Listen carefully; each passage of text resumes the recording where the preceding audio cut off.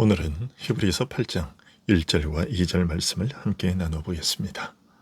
제가 봉독해드리겠습니다. 지금 우리가 하는 말의 요점은 이러한 대제사장이 우리에게 있다는 것이라. 그는 하늘에서 지극히 크신 이의 보좌 우편에 앉으셨으니 성소와 참 장막에서 섬기는 이시라. 이 장막은 주께서 세우신 것이요 사람이 세운 것이 아니니라. 아멘. 오늘 말씀은 그리스도의 제사장직은 구약의 약점과 연약한 것을 다 채워 완전하게 하였다는 7장 마지막 부분의 내용을 좀 더 자세히 설명하기 전에 다시 한번 앞의 내용의 요지를 밝힌 것입니다. 그 요지는 이러한 대제사장이 우리에게 있다라는 것입니다. 지금까지 여러 장에 걸쳐 장황하게 많은 것들을 말해왔는데 그것은 결국 이처럼 구약의 연약한 것과 약점을 다 채워 완전하게 하는 대제사장이 우리에게 계시다는 사실을 알리기 위한 것이었다는 말입니다. 그러면 이러한 제사장이란 어떤 제사장을 말하는 것인가? 그에 대해서 말하기를 그는 하늘에서 지극히 크신 이의 보좌 우편에 앉으셨으니 성소와 참 장막에서 섬기는 이시라 라고 설명하고 있습니다. 여기서 그는 하늘에서 지극히 크신 이의 보좌 우편에 앉으셨다라는 말은 그리스도의 대제사장직이 그가 부활 승천하여 만유의 왕으로서 베푸시는 통치와 동일하다는 것을 알려주는 것입니다. 즉 그리스도께서는 대제사장이시면서도 왕으로 계시다는 것입니다.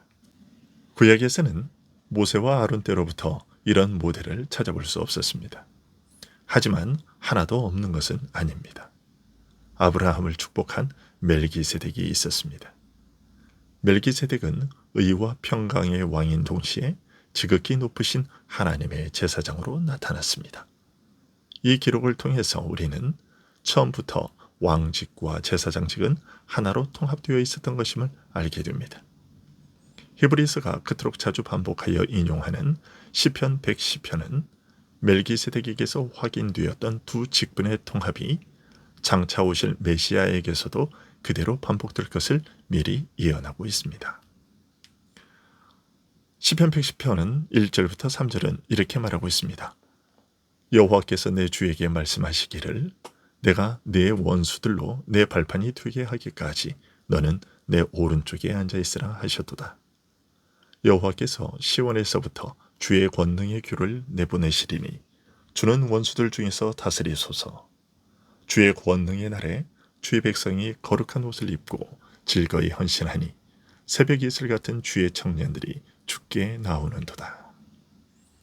여기서 다윗은 나의 주라고 호칭하는 어떤 분께서 장차 하나님 우편에 앉아 모든 대적 세력이 그 발날에 굴복할 때까지 통치할 것을 예언하고 있습니다.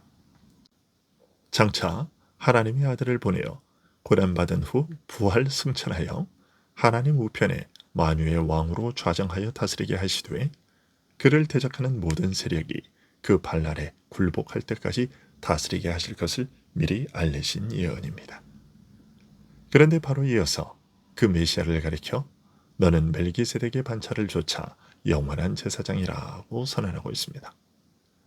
강력한 용사로서 모든 대적을 쳐 굴복시키는 통치를 베풀 왕을 가리켜 제사장이라고 하셨으니 이것은 왕으로서 그가 베푸시는 다스림이 바로 제사장으로서 섬기는 섬김과 다르지 않다는 사실을 밝힌 것이라고 할 수 있습니다. 왕으로서의 그리스도의 통치는 제사장으로서의 섬김과 다르지 않고 동일한 것입니다. 그리스도께서는 왕이신 동시에 제사장이시며 왕으로서 베푸시는 통치는 바로 제사장으로서 감당하는 역할과 직분이기도 한 것입니다.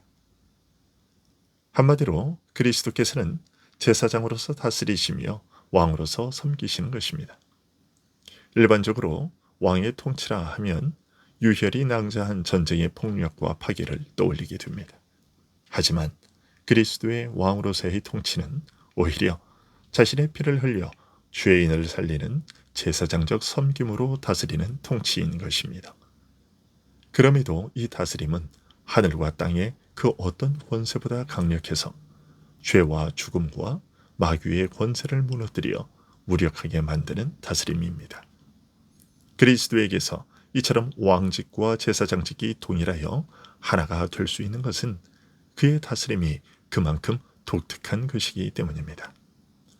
왕직과 제사장직을 연결짓는 것이 우리에게는 어렵고 어색하며 당혹스러운데 그것은 다스림에 대한 우리의 생각이 그만큼 참된 모습에서 멀기 때문인 것이고 왜곡되고 일그러져 있기 때문이라고 할 수 있습니다.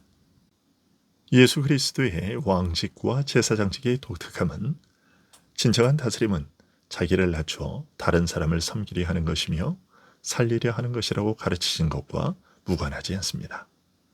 마가복음 10장 45절에서 주님은 이렇게 말씀하셨습니다.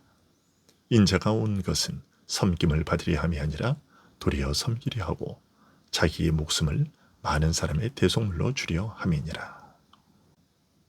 이어서 사도는 그리스도는 사람이 세운 것이 아닌 주께서 지으신 참 장막에서 섬기는 자가 되셨다고 말합니다. 제사장으로서 베푸시는 통치가 어떤 것인지를 밝히고 있는 것인데요.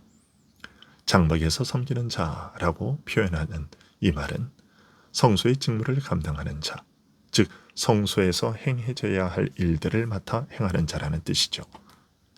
하나님께서 이스라엘의 진 가운데 성막을 세우게 하시고 이스라엘 지파들로 하여금 그 주위에 진을 치게 하신 것은 세상에서 구하여 내신 자기 백성 가운데 과심을 가시적으로 나타내 보인 표지였습니다. 이스라엘 진 가운데 이 성막을 거룩한 영역으로 따로 구별하시고 제사장 이외에는 들어가지 못하게 하셨습니다. 성소 안에는 휘장을 쳐서 다시 지성소를 구별하고 오직 1년에 한 번 대제사장이 염소의 피를 가지고 들어가 이스라엘의 죄로 더럽혀진 것들을 정결하게 했습니다. 이로써 이스라엘이 거룩하신 하나님께 나아가는 길이 그들의 죄의 더러움으로 말미암아 아직 차단되었다는 사실과 대제사장이 가지고 들어가는 제물의 피, 곧 희생제사로서만 그 길이 열릴 수 있다는 사실을 알리시는 동시에 이 일을 해마다 반복하게 하심으로써 더 나은 것, 즉 장차 올 완전한 것을 바라고 기다리게 하셨습니다. 백성이 하나님께 나아가고자 할 때는 마음대로 하나님께 나아가지 못하고 오직 제사장을 통해 속죄제를 포함하여 모든 제사를 드림으로써 하나님을 섬겼으며 이런 의미에서 백성은 오직 제사장의 제사와 섬김을 통해서 하나님께 나아가서 섬겼다고 할 수 있습니다. 우리 신자가 하나님께 나아가 섬기는 모든 일이 그리스도 안에서 그의 은혜로 말미암아 가능하다는 복음의 원리가 죄인이 거룩하신 하나님께 나아가 섬기는 은혜의 도리가 옛 시대에는 성소에서 제사장이 감당하는 일들을 통해 이렇게 증거되고 알려진 것입니다. 예수님께서는 바로 구약 성소에서 제사장이 감당한 이 일들을 감당하셨지만 그가 제사장으로서 섬기신 성소는 구약 성소와는 큰 차이가 있었습니다. 그가 섬기신 성소 또는 장막은 그림자가 아닌 실체였다고 말하고 있습니다. 모세 때 만들어진 성막이나 솔로몬 때 만들어진 성전은 모두 사람의 손으로 만든 것들이었습니다. 그리고 둘 다 실체가 아니었습니다. 그리스도께서 제사장으로 들어가 섬기신 그 성소가 참 성소, 참 장막이었으며 그 장막은 사람의 손으로 지은 것이 아니라 주께서 친히 그의 뜻과 능력으로 세우신 것이었습니다. 이 참 성막에 대하여 예수님께서는 요한복음 2장 19절에서 설명해 주셨습니다. 예수께서 대답하여 이르시되 너희가 이 성전을 헐라 내가 사흘 동안에 일으키리라. 곧 그 성전은 예수님 자신의 몸이었고 그 육체를 두고 이를 허물어 사흘 동안 죽음의 영역에 머물다가 다시 부활하심으로써 세우실 성전을 두고 하신 말씀을 염두에 두셨던 것입니다. 바로 이처럼 사람의 손으로 지은 것이 아닌 하나님의 손으로 지으신 그 성전에서 자기 백성을 위하여 희생제물로 자신을 드리고 우리를 완전한 거룩에 이르게 하시기 위한 참 제사장이 바로 우리의 제사장이신 예수 그리스도이십니다. 기도하겠습니다.